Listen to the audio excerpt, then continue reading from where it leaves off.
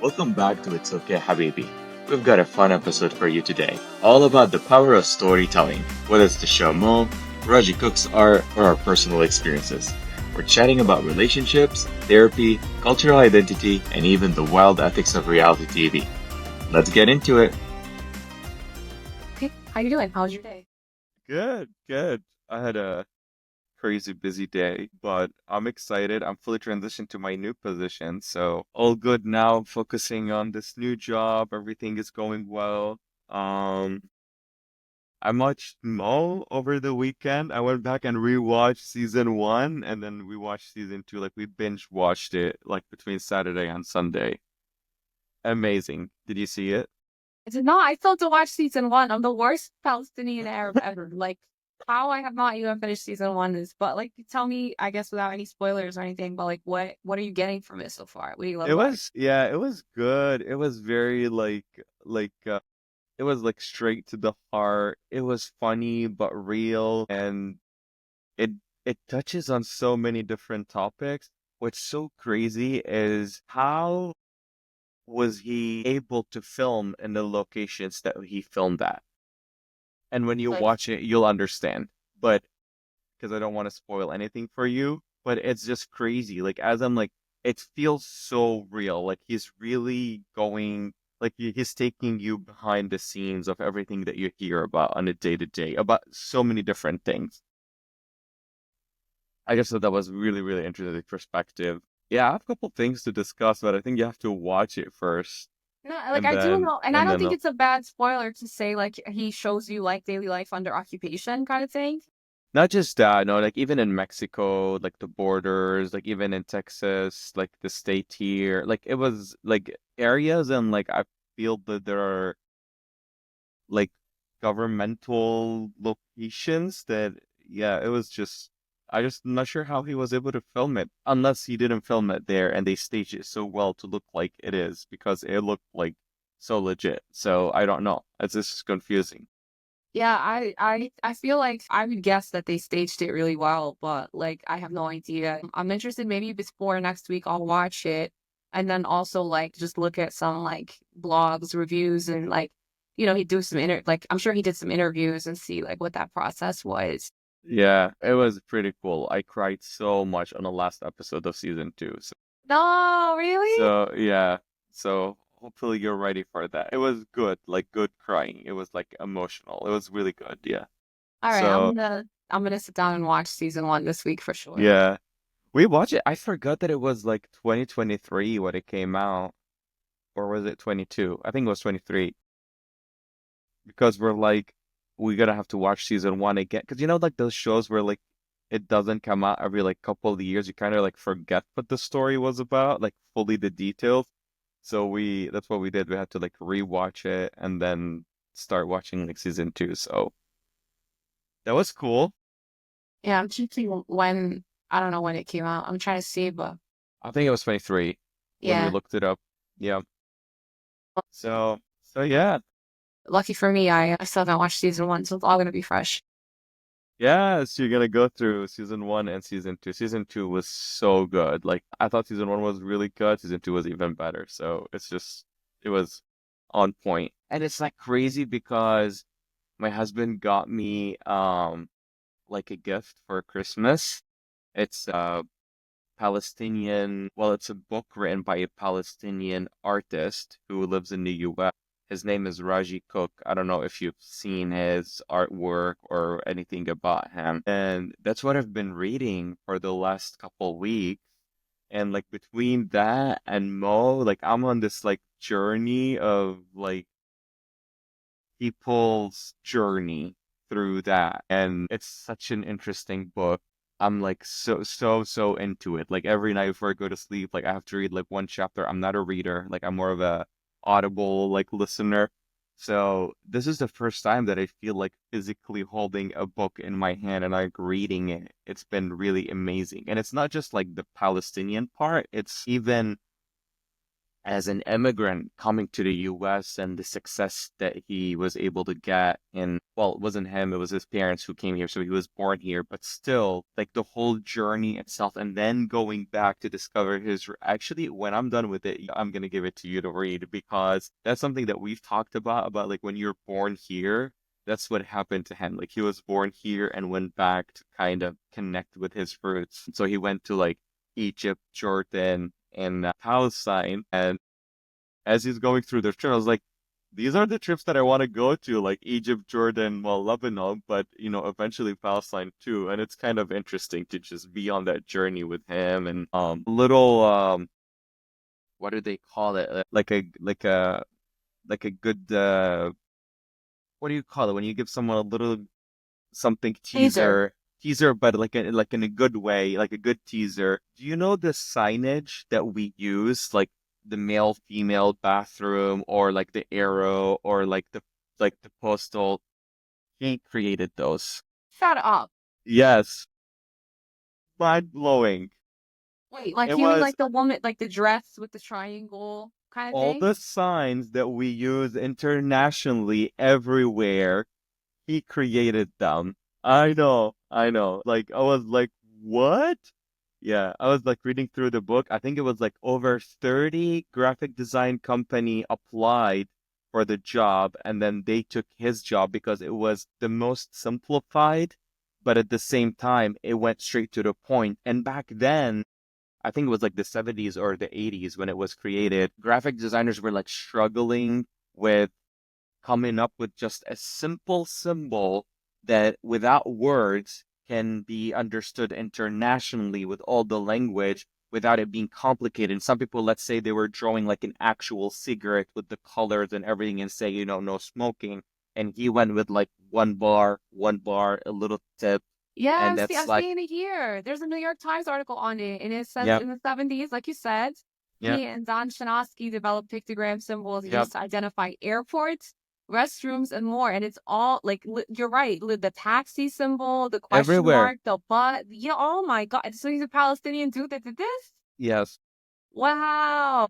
I'm telling you, this book has been mind blow. When I'm done with it, I'm almost there, like three-quarter there, but it's been amazing. So between that and Mo, like I've been having this whole journey, the whole January month up to today. So Oh my it's been God, fun. thank you for teaching me that. Yeah, the other thing that I saw on Instagram today that I loved is someone like posted the picture of like, the cover for the show, how he's wearing a keffiyeh, and it was like Mhm. really blown up in Times Square. And it's like at a time like this, he's wearing the keffiyeh in the middle of Times Square. Like that's amazing what this show is doing. Yeah, yeah. And I like that mix of like Texas, but with the keffiyeh, because Yeah, when we talk about, I know it's a different experience for me because I'm an immigrant here, but for you being born here, I was not like, born here, well, I mean, like but raised living, here. yes, like Don't take it away yeah, from yeah, me. yeah, yeah. No, I'm not taking that away. But I mean, like raised here, like really, really young. So like you embrace the culture and like that's part of who you are too. But for Yeah. me, it was like always I'm getting introduced to it. So that's what I like about him too, because he was raised, in Houston, Texas, and he's still kind of embracing that side, but without like erasing the other side. So it's kind of like you could still be both.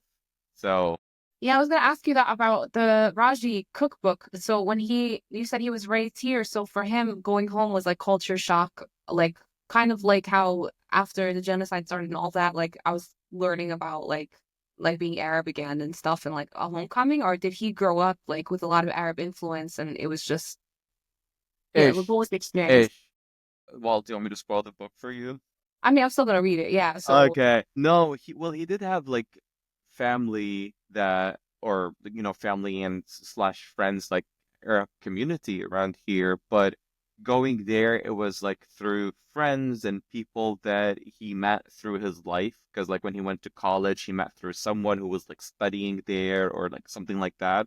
And then when he decided to go make the trip with his wife, I think he took like a month off and then he went to like Egypt first and then Jordan and then ended up in Palestine. And then after seeing what they saw in Palestine back then, he came back with a different perspective and he's like, I need to use my art in advocacy, and he joined like multiple different organizations to go and like highlight the situation, how it is over there. And then Yeah. he started to go back on like mission trips to just highlight voices over there or like be in a situation and live with them and whatnot. So it's fascinating. It's fascinating. Yeah. And Yeah, it's I love that. beautiful because he's Christian, Catholic, and he moved here, but it's like contrary what you hear on the news that it's only about Palestinian Muslims. And then he was having the same experience, which proves the point of it's not just Muslims who are experiencing this in the region over there. So that is one thing. And I'm talking about like 70s, 80s when his Mm. journey was happening. So it's not like it's changing now. And the other side that I like too is, at least for me, like growing up in Lebanon, there was always this like Christian Muslim conflict. So him going to visit like in Egypt or Jordan, like the people that he stayed at or like the friends that he made were Muslims that welcomed him in his house, and his wife who's actually American, like white American, not like Middle Eastern or whatnot. So there's this beautiful mix of what in my head a dream of what life could be like, where like all religions can just get along and they're just all humans. So yeah, I am enjoying every page of it. It's amazing. And wait to see his art pieces, Yeah, especially like the advocacy one afterwards. It's just mind blowing. I'm gonna look him up and maybe put some of the images of his art like right here, right now. Yeah, But yeah, he died at 90. Allah yarhamah. yep. Oh, I see. Is the book A Vision for My Father, or is that a A different book? vision for my father. Do you Okay. want me to tell you why? Yeah, sure. Go ahead. Tell me why. Sounds so sweet. I don't want to spoil it. It is. So No, no, we gotta promo the book. his dad actually lost his sight, I think around like 50 years old. Yeah, and it's really sad because that was around the time where he was becoming more successful about being a graphic designer. And it's so sad that he was so successful, yet he really couldn't share it with his father. Like, how sad is it that like music you can, like play it or like how do you show the designs that you created to someone who can't see it? So that's why he called the book A Vision for My Father. It's like a play on word of like a vision, but at the same time it's like that Homage. would be the vision of actually Yeah. my father. Like that's what he would wanted me to do is to create this book because he talks like very he talks a lot about like his family and how sweet like the whole journey is and like the relationship. Like even his mom, like they both were like really against him like going into graphic design because like what do you mean you want to draw? Like no, you become an engineer or a doctor or like one of those things. So it took him a while and like one of my favorite parts is like when he was like explaining to his mom and he was saying like she's really trying to understand what he does and like as a graphic designer. And then like he showed her a poster and she's like, "Oh, so you drew this?" And he's like, "Oh no, we got someone to draw it." And I was like, "Oh, so you took the picture of it?" I was like, "Oh no, we hired a photographer for that." I was like, "Oh, so you did it?" And I'm like, "No." And I was like, "So what did you actually do?" And like she's still like, "No." And he's like, "It's the idea. Like I'm the designer of the ad for the like I come up with the idea, but it's just like how do you explain that to someone?" And it was sweet because she's trying to understand, but it was yeah, it's amazing. Yeah, I can't wait to actually read this. It sounds so sweet. And just from the creativity of the title alone, Yeah, I almost cried. I'm like, yeah, no, I wanna yeah. learn from this dude. Yeah, it's really hard to get me hooked to like keep reading something and like I've been really enjoying it. Like even like not just like the Palestinian part. I'm talking as a human, his journey and the challenges and how he made it in the US. It's just very inspiring. Yeah, Yeah. yeah, And there's a sweetness in even in his vision about how the situation is going on in Palestine there he's still talking about it as both sides are human and it's just maybe one side has more information than the other, or the other side been lied to more than the other, or like it's but not losing the humanity of that they're all just humans, and it's sad that it's not crossing over. So I just thought that was beautiful. No, it definitely is. I mean, I think those are the people who are building the bridges. But it's true, like, as we know, like, I mean, they say it about our side too, but like, we've seen like actual proof of like them teaching their kids. And actually, oh, even like, what's it called? Celebrities that have gone there, when they speak to the other side, they're like, don't go to the Palestinian side. They're savages. They're gonna hurt you, whatever. Like, there was the story that Dave Chappelle told of Jimmy Carter, and he was like, okay, he couldn't even take like all of his bodyguards or something, and he was like, I'm gonna go, and he walked through the West Bank just fine. Ta-Nehisi Coates, Uh, same thing. In his book, which also is a great book, I'm still reading it, but he says that he was warned like not to go over there, and like the Palestinians are gonna hurt you and all that, and he was like, they were the most like loving, peaceful, cultured people, which, as we know, he ended up writing a book about. So uh-huh. yeah, okay, so Raji Cook, A Vision for My Father, Yeah. next on the reading list. Yes. Crazy thing, he was known all his life for the name Roger Cook because another spoiling story. When he was younger, a teacher changed his name because it was easier for her to pronounce. So she said, oh, we're just gonna go with Roger. And he didn't think anything of it at the moment, so he was known Roger, but it wasn't until like he went back to his roots that he was just like, oh no, my name is not Roger. It's Raji. So yeah, he Wait, so went what is back. Cook? So Cook, actually, he explains it too in the book. It's a British last name that his family took over when the British were colonizing Palestine at that period. So a lot of the families kind of not shifted, but like changed with like family names from British family names. So I had it's no a idea. yeah, Do you but know like why or how? Like, he I honestly forgot if it was mentioned or maybe it wasn't too important for me to remember, but I do know his last name, which was really interesting, is Haddad, and that comes from Jordan. Was like really, you're talking like 600 years ago. It was a tribe in Jordan that they actually immigrated to Palestine, and that's where they stayed. And then from there, they went, all over the place. But I think they were escaping from something being murdered, like in Jordan area at that time. Because one of my best friends in Lebanon, his last name is Haddad. So I sent him a screenshot. I was like, did you know like Haddad actually is coming from Jordan? Like it was like a whole page about like the Haddad's family, and that was his like grandfather's, I guess, wow. family from. But yeah, they took on the cook from the British. So Yeah, oh my God, yeah, I had no idea. Haddad is like a huge name too. yeah, yeah. So it was a Jordanian area family, but I'm yeah, gonna make that the fun fact everywhere I go. The bathroom sign was made by a Palestinian. literally. Well, it was both him and his partner because they both opened like the company together. But it's just so mind-blowing. It's like what? Like literally everywhere you go in the courthouse, like any signs, no smoking, stand up, sit down, the airports, like literally everywhere you go. And it's internationally known. This is all his designs. So I thought it was so cool. So we have, the Arabs and algebra and numbers, and now we have four signs. I know really I good about know, this. Like, I what's know, I drawing? know. I thought it was so cool. I also think it's something important about names, like him changing his name and not even thinking anything of it. Like, stop, thumbs up. It's not a thumbs up.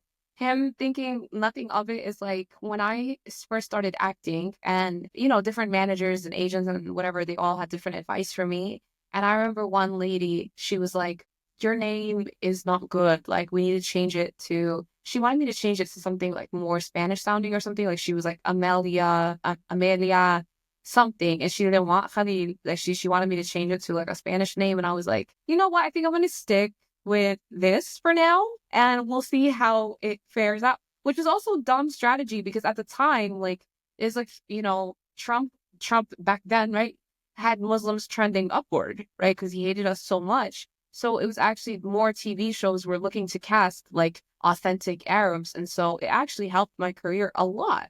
So it's like a lot of times these people don't know what the hell they're talking about. But yeah. It's just crazy to me that someone would come to you and give you that as an advice. I think you should change your name. I get the intention behind it, but it's just getting to say it is just weird. Like I'll be walking with it, like I'll be working with a friend and like maybe like the resume, and I overthink how to say it so that I don't want to offend someone. Like, and it's just a resume, and like you're telling someone your whole name. Like, but I guess celebrities do it all the time too. So I bet someone has probably suggested that to them too. So, I don't know if Yeah, it's but part of the normally marketing or it's like they'll use a stage name. Yes, you're right. But like I don't know if this is true, but like in the office, Dwight was they were talking about Helen Mirren, and he was like, "Oh, well, did you know her name was like actually Helen Miranoff, and like so you're actually like praising like a Soviet Union, whatever." It was a joke about him hating the Russians. But like usually they'll just cut off like a part of their name, or they'll go with their middle name or something. Like you don't go a whole different race, like for your stage yeah, name. yeah, because that would be really confusing. Yeah, so that was kind of offensive, but like I didn't realize it. It's just like Roger didn't realize it at the time to like say something or He like was really young. I think he was like 7 or 8 at that time. yeah. Well, me, I was a full-blown adult, but like I didn't know to be like to take, I guess, pride and honor and all these things. But I think back to what you brought up in the first place, like the show mo, like it's gonna help, instill that kind of pride. Yep, yep, yeah, yeah, yeah. I did want to ask you about because you told me you wanted to discuss the video that I sent you about the Michelangelo phenomena, Oh yeah, about partners supporting other partners. So yeah. what were your thoughts on that? Like, what were you gonna say? Well, first, do you think you could paraphrase what the Michelangelo phenomenon is? Let me see if I can like read it. Yeah, so the video was talking about in relationships, it's so important that if you have a partner that sees something in you that is really great, that they would highlight it for you and support you to go full potential to follow your dreams and get and be where you need to be. For example, like, oh, you speak really well, so I think you should just go and start a podcast. And usually you see partners maybe having hesitations of doing that because they're scared of losing what that life could be, or like what could change in that partnership. But like the best thing about this is to actually be with someone who was gonna see your full potential and be like, yeah, I think you should, I really like this conversation. You should start a podcast. Or like you're making really good pizza. I think you should just go and start maybe cooking, like baking or whatever it is. Um, so Yeah, I think I got triggered with that video because like I've dated because I've dated people that did not want the best for me, and it was very clear, and it was very hurtful all the time. Like, and it wasn't like just one partner that I had. Like, and maybe this is like I think I froze, but maybe it wasn't just one partner that I had, and maybe this was a problem with my picker, like the way I was choosing people. But like with, for example, one of my exes, we were both in the same field, and every time I had, done something exciting, or moved up a level, there was this like look of like, oh, congrats, and then this immediate like insecurity of like, what about me? And I just that bothered me. And then this another person, without trauma dumping, but like another person, like every time I got a good piece of news, like I'd be published in the newspaper, or I would again get like another TV show. Like that would be the day somehow that we fought. Like that would be a day that you needed to pull me down off of cloud nine. And I do think like I loved this like Michelangelo phenomenon just because it was like this concept of like we can make each other better, and it doesn't have to like threaten the relationship or threaten my identity or threaten my existence. I think a lot of people could benefit from knowing about like, or just hearing that like it's not okay. Like it's not okay if every time something good happens to you, you're not having a good day at home. Like Mhm. I think now when I choose my person, or as I'm choosing my person, like that's a huge thing I look for. Is like, are you genuinely happy for me, or are you gonna pull away from my shine? Are you gonna dim my light? I mean, it's really hard to find someone who's not gonna feel threatened with your light because most people have an idea of what the relationship would look like that they're fantasizing about before meeting that person, and they think it's just gonna stay that way forever. And one thing that I've learned is that we as humans, we change every 4 years. Our interests, our weights, our looks, our taste buds, like everything about us, every 4 years we're changing. How we think, our beliefs, and embracing that and knowing, that this change is gonna happen becomes less scary. But this is where most people, I think, come from, is they just scared that if you're gonna become a famous actress, then you're not gonna be at home every day, then we're gonna get a divorce. Like it's like automatically goes to like anxiety of like what is this leading to, versus accepting that maybe we might not be together if we grow apart.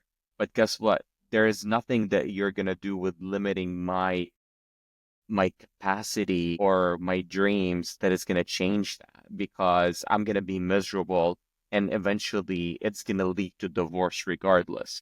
So you either embrace it and we both try to keep working together on like, okay, these are my interests now, and how can we work together to keep making this relationship work, because the other partner's probably having different interests. Or you can just put it down, fake that you're having the life that you have because you're just so scared of getting a divorce, but then be miserable to where like you're gonna get a divorce. Or you're just gonna have, maybe you might not get a divorce, you stay in it, but you're gonna be miserable for the rest of your life.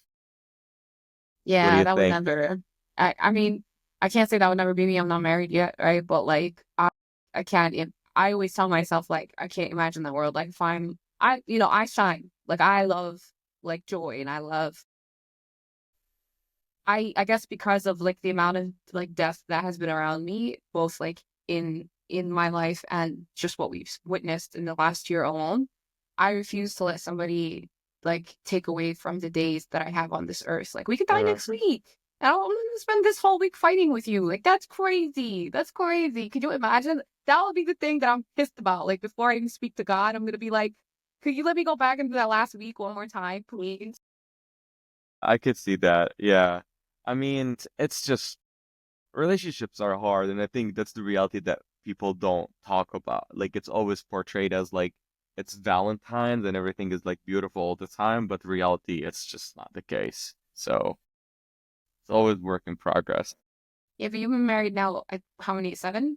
Seven 7 years. years? Yeah. Yeah. So what do you think is the thing that I guess if you could give advice to people, like what is the thing that gets you going? Because I'm sure you guys have had ups and downs. Like 7 years is a long time. We keep having ups and downs, and that's the reality of it. We keep considering on and off, like doing couple therapy again, on and off. So it depends where we're at, depends what's going on. But I do have to say that one thing that I love about this relationship is even when we were deciding to get married, we both acknowledged that this might not be forever. Mm. We are working for it to be forever. But even if this turns out to be 20 years, I'll take it because it's going to be the best 20 years. Um, I don't know if it's not going to be forever. I mean, we're working on that, but it's really hard because, like, even right now, where I'm at, and you know more than anyone else, like, the changes that are happening in my life, like, I'm shifting different type of positions. I'm this podcast, like, like launching a different business too. So it's like all of that at the same time.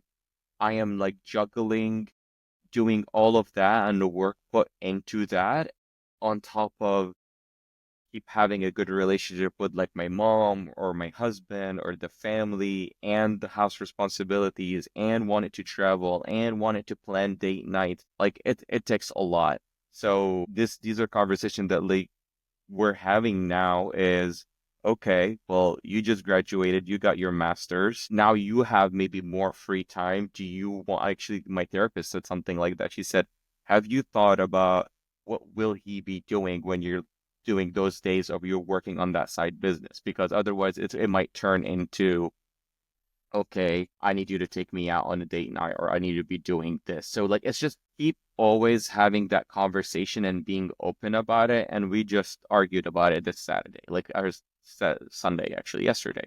Like we had a big argument about this specifically is I was not verbalizing as much what I'm feeling because I didn't know what's going on. But what is really going on at the end of the day is that I am so anxious about what would my life look like and like dropping the ball somewhere. You know, either my work doesn't look the way perfect I would want it to be, or, not giving the time for like my mom or my husband or to the family.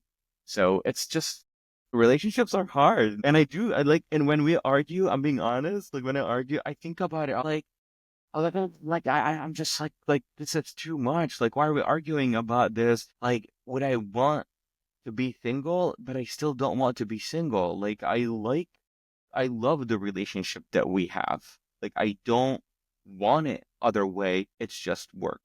And that's the thing that people don't tell you. It's going to be ups and downs. And I think that's just the reality.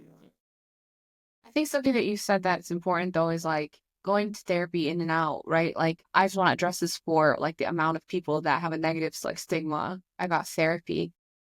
Like a lot of the places that I've worked at, we try to give the saying that like your brain is just like your body, like it needs Uh-huh. checkups. Like you Uh-huh. need to go get a therapist so that you sit and get like through what's going on in your mind. So for me personally, what I would want to do is like make sure that we have therapy check-ins at least once a year, like a month Uh-huh. out of the year or some like it shouldn't be a thing that you only do when you have problems. Like Uh-huh. get ahead of it. Uh-huh. So I just want to say that about therapy. So I think that's great. And then the second thing is I also think it's great to have that idea about love that like, hey, this might be 20 years, but like it's gonna be a good 20 years until it's not. Like Uh-huh. I think that's good, A, because it keeps you I think it keeps you fighting for it, right? It's not like kind of like the current perception of marriage is till death do we part, right? So it's kind of like, Uh-huh. oh, I have no other options, I have nowhere to go. And then people get comfortable and content and they don't work hard. And I think the fact that you guys came into it with like this may not be forever, I would think would keep me sharp and keep me on my toes. So I I would love mean, thank you. It does give you a freedom that you don't feel like you're imprisoned in this relationship. Like you still have the option to make a different decision if you want, rather it being like work on the relationship or, walking away from the relationship. We promised each other that we're gonna still work on it. But to be honest with you, the main essence of our relationship is that we just loved each other. Like, like as much like I was telling you, as much as I get angry and frustrated in the moment, and I'll be like, "Oh, maybe if I was just single, it would." And then as I'm thinking about that, I remember everything that I love about him. Still frustrated, but there's so much good that came out of the relationship that keeps me grounded that it's just this. I do have to say something too. I think what helps as well in those moments of frustrations is that we did 3 years of therapy because now I understand more where that frustration is coming from. At the beginning, I used to just think it's character thing or he's just being I don't know, jealous or like his frustration entirely. controlling, whatever the argument is, like automatically your judgment would go on like character as like that person is controlling or that person is that. But then once you go through the couple therapy, you start to, dive deeper and you understand, oh, it's not that. It's just this. So even if it keeps coming up down the road, like years down the road, you always go back to like, okay, I remember that story in their childhood that it was this and that, and that's probably what's triggering. Like it just eases you in the moment where you're still gonna be aggravated, but you don't go back to the old, assumptions that were just wrong. Yeah, no, 100%. You start to understand their triggers and like basically everybody has a user's manual. This is what I say to my habibi. I'm like, look, I'm telling you what the manual is. Like, just follow directions on page freaking 6, and we'll get out of this. Like, just do it.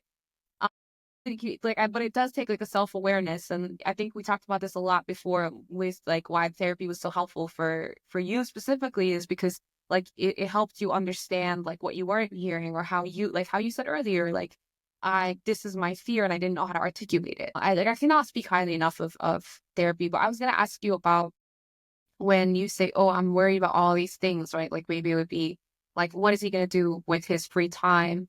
And like I have to do this like, this entrepreneurship, my full-time job, and then like maintain relationships, all the life stuff. I wonder, does your therapist or do you talk about like how much of it is just you like projecting fear or like creating bigger scenarios than they need to be, or is it just like coping? Like what is it that's happening? I think we go there because I wasn't even aware of it. Like it was literally the last session that she mentioned it, and I was like, I did not even think about that. Like I was like not even thinking about all of it. I don't know where it's coming from, but I do think a part of it could be the perfectionist where I want to make sure that everything is working good in all the areas in my life, and I'm just scared to drop the ball. I do have this other fear as well. I don't know if I remember telling you that before. Like one of my dreams is to be on Survivor, like to go on the show. But I always have this like fear of like, oh, if I do that, how do I go back to real life? Or like not like you're gonna be popular, but like if people know you in the street, like your life is gonna be like I don't like the lights because of like how it could affect relationships. You know what I mean? And again, I'm not saying any lights, like I'm not being an actor, or like no one knows me, but this is the thought of it, like even pursuing like if I want to do like the like my business with being maybe more in the public, or even this podcast, or even being on a reality TV show that is a passion of mine, it's always like, is this gonna take time from my family? And like I don't know, I'm just scared of dropping the ball somewhere. But still, I want to still be good there. But like keeping that balance is hard. Honestly, I have so much empathy now to celebrities because you always like read or hear a story about like someone got a divorce and whatnot, and I'm not even in it. It's the thought of having to juggle the two scares me so much. So I can only imagine how much pressure they have to deal with. I can't. Yeah, I think even like on a small scale, right? Like, I have a good following, and I think one part of it is like people inflate like your value, and they inflate what they think is happening in your life, right? So like a lot of times, like I'll see the preview of a message in my DMs, and it'll be like, "This is a long shot. I don't think you're ever gonna see this," and I'm like, I'm seeing it right now. Like these people, I think, are way more normal dealing with the same shit that we are, than we would think. I think the only pressure is like when you have like everybody else in your business, like knowing like, I don't know, Jennifer Garner and Ben Affleck. Like everyone now knows he was an alcoholic or something. They have a divorce, they have 3 kids. Like that's more than I want the world knowing about my life. And so I think that's a price tag that comes with it. Based on like your level of success of like entrepreneurship, I think that's a cool thing where it's like you get to dictate what people get to know about you or not. I mean, unless you want to go on Survivor and then you just gotta get a PR team or something. I don't know. You could be like I Beyonce. don't know. It scares me. That's why I even considered like applying. Which when I keep saying I want to, because like this is a dream of mine, but I keep talking myself out of it. I don't know. A dream of yours is reality TV, No, Survivor. I just Survivor. just want to play this game. Okay, why Survivor? Can you tell me what happens in Survivor? Is it one of the island ones? Yes, yes. Okay. So they would bring like 18 strangers. They drop them like from different walks of life. They drop them on an island, and basically every night you're voting someone out. And Uh-huh. the crazy part is that at the end of the game, the 2 or 3 finalists that make it, they have to convince the people that voted them out to vote for one of them to win the game. Oh So my God. it's such a strategic, social. I mean, it depends on people, like what people like.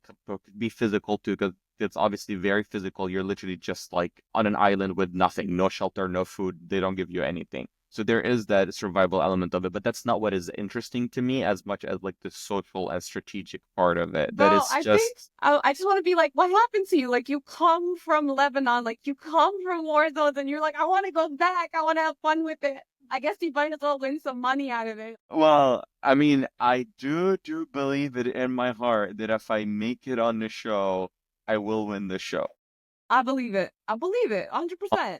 That Middle Eastern training, get out of here. I Like, think you so. gotta figure it I out. really, really, really think so. It's just that fear, just getting over that fear of making the decision to be on it and what your life would look like after it too. From different areas, like just personally, like being known, or even psychologically, like you hear a lot of the players after the show, like it's so much. Like some people don't even like it, and not just physically, but psychologically. Like some people come out of it and they can't even like they're second guessing people in their life, like their relationship, because it's such a sneaky strategic game. Like paranoia is in the roof the whole time.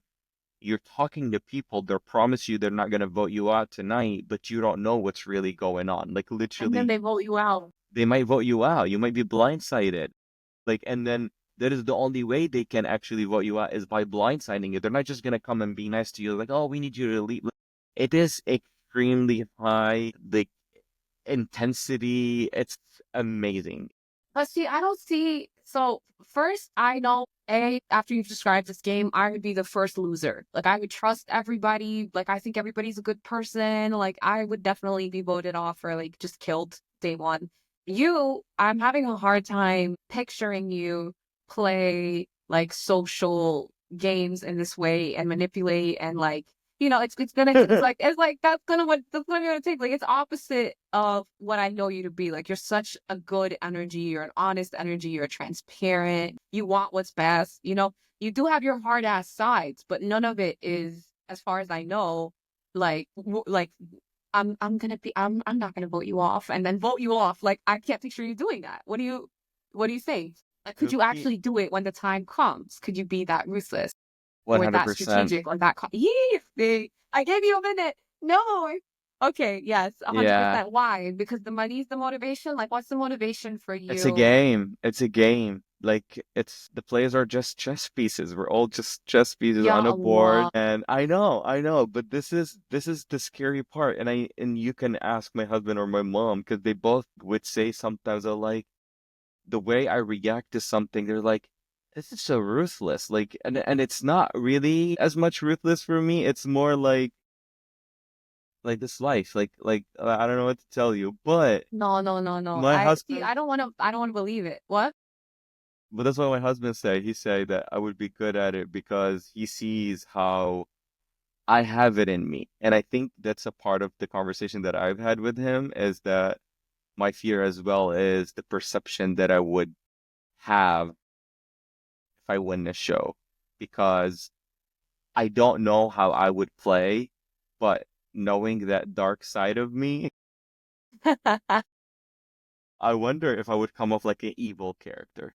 Well, okay, I have a few things to say about that. First of all, we don't know. So this thumbs up. We don't know how much of it is. Well, I don't know. Maybe it's one of those not scripted reality shows. It's not Sometimes scripted at all. but Zero. you know how like producers will come in certain TV shows and be like, okay, we would like you to like go confront Stephanie for sleeping No, no, with no, no, no. Brian. This is different. This is a actual game. It's not dating. So they are not allowed to interfere at all. Like they Okay, just so film. assuming producers do not interfere, there's still the back end of like the edit that you're not going to be responsible True, for at all. true, So true. you could have been the best person there and they're still going to edit you as evil if they want to or whatever. Mm, So at the end of the day, like you're not in control of the perception. Even if they edited you true to life as like who you were, like beautifully, at the end of the day, you're still not in charge of people's perceptions of you. I mean, the fact remains, and this is a good big lesson for all human beings. Like you cannot control what other people think of you, and at the end of the day, it doesn't really matter uh-huh. because like you know who you are, right? The last thing I think also is people love a villain. So even And if you I come off love a a villain, villain. I'm always rooting for villains. That's the other side that I know I root for villains. right. So, I mean, and they don't see you, they won't even see you as a villain. They'll see you as somebody who came from nothing and one survivor by doing what you needed to do, keeping your eye on the ball, staying focused. I remember, Yeah. you remember the show Big Brother? So it was like season 1 or season 2. There was a guy named Will that won. And this was like back, you remember Will? I The don't doctor? remember him. He is on Deal or No Deal Island now, and I'm watching it. That's amazing. But I remember, like, so me and my brother, and my sister, this is back when it was like cable, and we used to have to actually like tune in to the time. And we would like make sure that we were like, if my brother was out of town for whatever reason, like we'd be on the phone with each other, like, are you watching that? And making the band. But anyway, I remember that's how like that dude, like kind of exactly the example you gave. Yep. He rubbed everyone the wrong way. He ended up like making this girl fall in love with him or something, and then he still won. And Will is like I never watched anything after that because I'm like, you can't top Will. I can't believe he's Yeah. on Deal or No Deal. Yeah. He just came back for first time after 20 years. Uh, but yeah, why did it bring him up even? I like You were that. saying that he's like an evil character, but still like you were rooting for him and you liked him and Yeah, yeah, yeah, yeah. yeah. I Well, mean, maybe I will apply for Survivor. I don't know. Maybe I will. so that's the other thing I was going to say. I think it's easy to say what you would or wouldn't do when the choice is not in your hands. So Mm-hmm. at the end of the day, like I hope I'm not creating problems for you and your partner, but like I would apply and I would keep applying, and then when the decision is in your hands, then you can say, no, I'm good without this, or I'm gonna go do this. But like I would never want to sit like God forbid in 80 years, let's say, on your deathbed and like, man, I wish I would have applied for Survivor. Like, just apply. Like, it's not gonna hurt you. You can still say no. Like, you could always say no.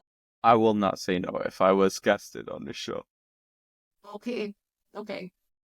I would root for you. I would put in your good PR. I would make sure everybody knows you're a good guy.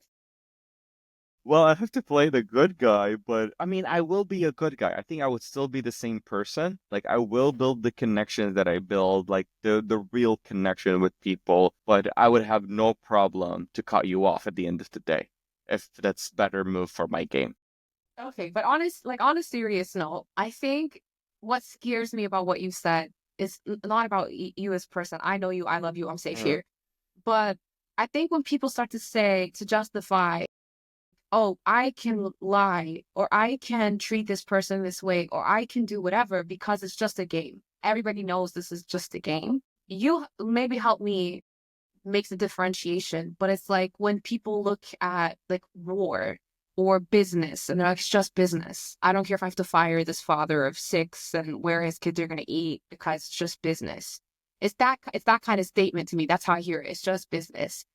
Um, that just worries me in life in general because then I don't know at the second that's why I know I would lose at these games because I cannot Mm. not see people as human. I cannot not see your feelings as, and maybe I'm naive, like maybe I'm a Disney freaking princess. No, no, what you're saying is a very good point because there is a lot of players who don't win because of how they see it, and that's okay too. That's what's so unique about this game is that you don't know what type of people you're gonna be with, and you don't And you know don't how know what kind of people are person you're again. gonna be. Yes. And I really genuinely, I just don't know how I'm gonna act in a situation because I say all I say right now, but I'm not in a situation and I feel for people. I think that's my biggest weakness.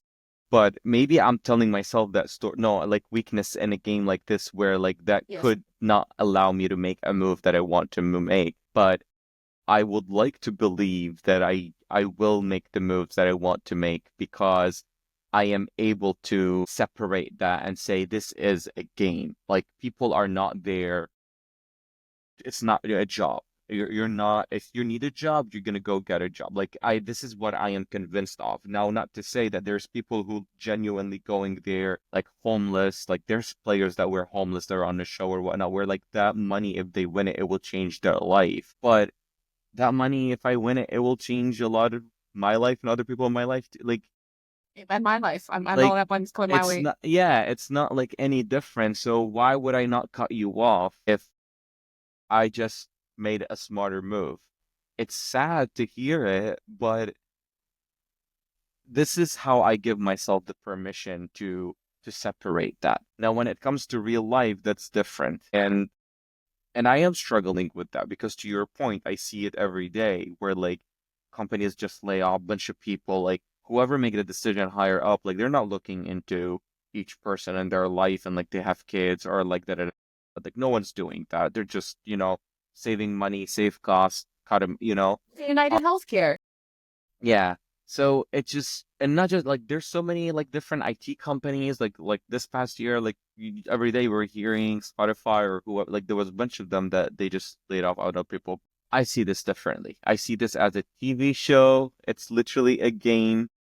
This is the rule of the game, and I'm here to play. I And do think I yeah, think you're right because like when you sign off on going into this show, you should expect that everyone around you is trying to game you. Everyone around you is a snake. Everyone hmm like you like it's kind of like you're in Squid Games and like yeah, but like you willingly did it. But that's the only pass I'll give is that if I knew that like the person I was about to lie to knew that I'm a liar, great. Like I'm not gonna feel guilty about lying. Like you knew what you signed up for. hmm But I know I would never do good in a show like that. So I would root for people like you. And like, obviously, like I said, like people love the villain. So PR wise, it's going to be great. You could flip everything. I think socially you would do great because like just being around you, people are usually attracted to you. However, you would be someone that I would vote out because I see the power that you hold with people liking you. I don't want to be sitting at the last final tribal with you trying to argue my case on like why I need to get my vote because you are more likable than me. Like that's how I would see it. And I would not want to take it to the end. Like I almost gotta go. I could see that. I could see that very, especially because I'm like very diplomatic and I'm like kind of charming sometimes when I really try my best. And yeah, and like but I would also work on from day one, I think my strategy, which is my strategy, like even in the companies I work for, right? Like with social justice, like if you work together, we could get farther together than we will apart. Mhm. So I think, I would try to figure out how to like make strategic partnerships, but I would really have to be a better judge of character because I want to see the best in everybody. I'm telling you, you're right. I'll get voted off day one. Everybody will be like, she's too sweet. Or people will be like, she's so sweet. She's not a threat. Leave her on. Vote off the threats. And then towards the end, I would get it. Probably. I mean, if you were not strategic, people would be like, oh, she's just here for like the journey and trying to find herself on the island. But if you're too likable, because again, you are burning people, you're voting, you're crushing people's dreams as you're moving on to the top. And once you make it to the final three, now you're going back to the people that you crushed and tell them, I crushed your dream, but this is what I did and why I did it. And this is why I think I should deserve your vote. All right, so this is our goal that somebody, a casting director from that show, sees this clip and gives you a shot. And then you decide with your partner and all the important pieces of your life, like My whether or partner not. has been pushing for me to just be on the show. It's like you need to go. Like he cannot wait. Like he's Okay, just good. So that we're yeah. putting that wish out there right now that like producers Yeah. call. Maybe I will. Maybe I need to just do a video and just put it out there. I think you should. I mean, you like again, we're trending. Arabs are trending. You have a great story. Arabs are trending. Push Hey, the we're we're story. we're moving away from DEI, so they're not trending anymore. Oh yeah, that's true. Yeah, we had such a small window I of was I opportunity. was close. I was like, hey, I'm the Arab. Cast me. No, well, we don't care. In the last few minutes we have, maybe you can tell me Survivor related, if you have someone in mind, like your favorite character or person was and why. Are you kidding me? Parvati Shallow, all-time favorite. Parvati is the one who did the workshop How Villains Are Made Okay. that I attended. Remember that Yeah, one? yeah, yeah, yeah, yeah. Yes. Parvati had a fascinating story. He won her season, I think it was like back 2007 or 2008.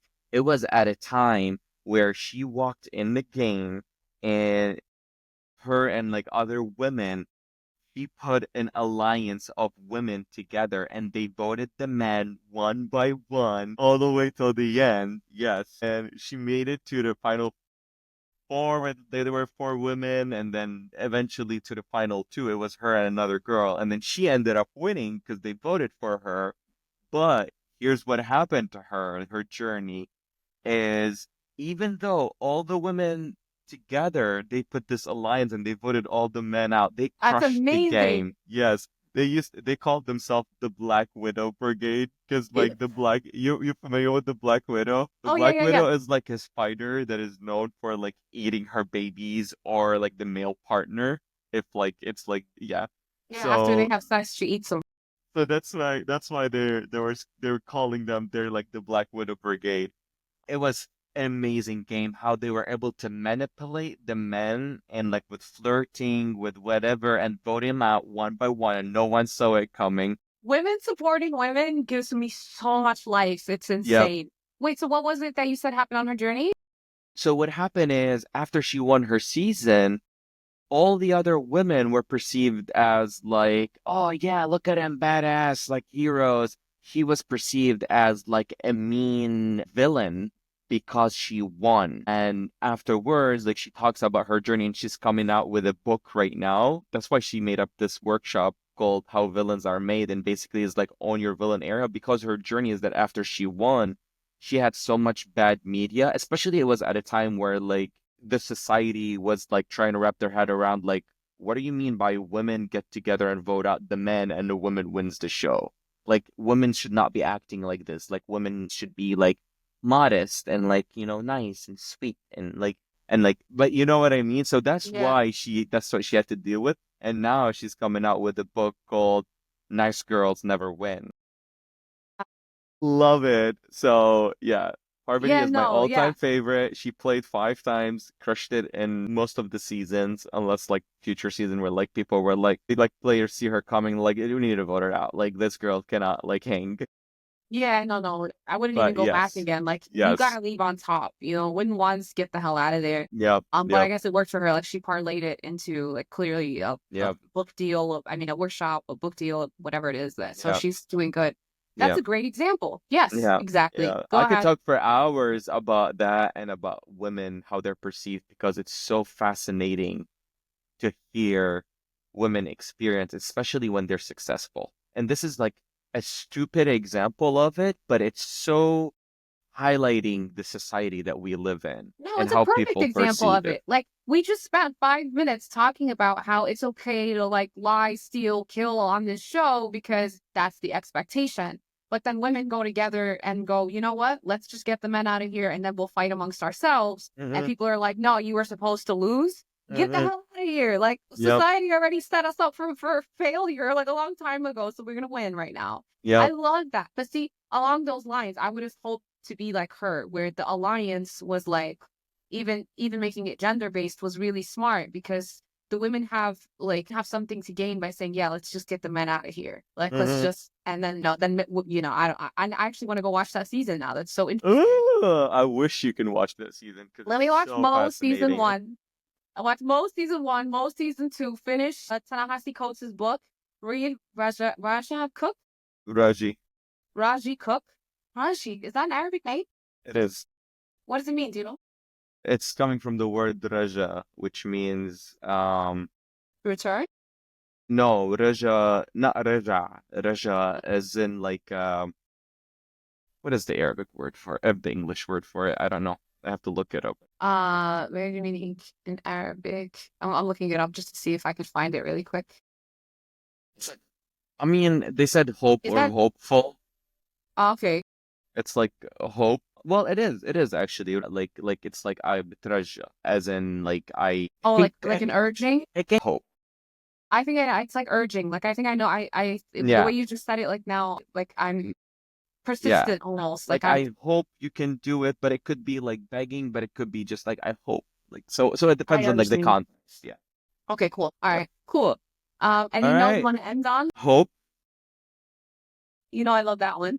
Yes, I think everybody should go watch Mo if you haven't seen it yet. It's an amazing, amazing show. Actually, speaking of therapy, it discusses a lot about therapy throughout the show, especially season 2, and how even our culture is so like push, like, I don't want it, I don't want it. Even Mo's journey, like, he could really benefit from therapy. So I thought that was really good. And if you're interested and you want to read, I think you should get the book Raji Cook called A Vision for My Father. Amazing. I haven't finished it yet, but it's just such a journey. Love it. Love it. Yeah, that's what I'll end on. What about you? I would ditto everything you said, or just like highlight watch mode. Like everybody watch season 1 with me, watch season 2. I think that's the most important thing right now. Yeah, obviously, I just want to send love to pretty much every human being that's feeling afraid in the world right now, because it's just a shitty time. We feel it, we know it, Everywhere.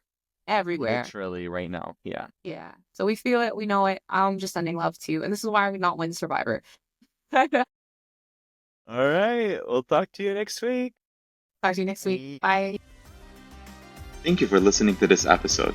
If you enjoyed this conversation, please consider leaving a comment and a review. It helps us improve and reach more people. And remember, we're all just trying to figure it out one conversation at a time. So go easy on yourself. Trust the process. It's okay, habibi.